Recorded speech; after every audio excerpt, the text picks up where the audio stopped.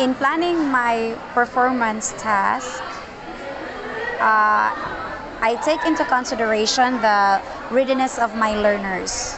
Then I need to craft the objectives and then identify the learning outcomes, including the time frame when I am going to let the students perform.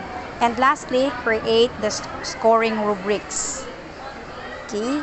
Then for the second question, how do I align performance tasks with learning objectives and curriculum standards? So I craft performance tasks which are aligned to the learning competencies and the performance standards of my students in that particular quarter. So number three, what consideration I have to give to the performance task for my students. So I need to consider the diversity of my learners.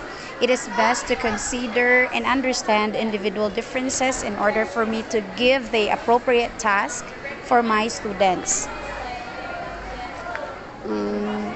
Number four, how do I communicate instructions effectively? So I make sure that my learners know and understand what is expected of them and how they are going to do the task, perform the task, and of course, I'm going to let them be aware of the guidelines.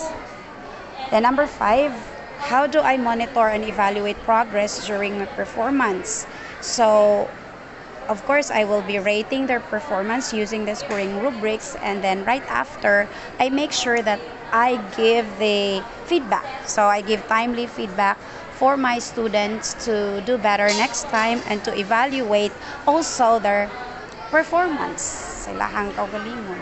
Okay, Ramana. Thank you, ma'am.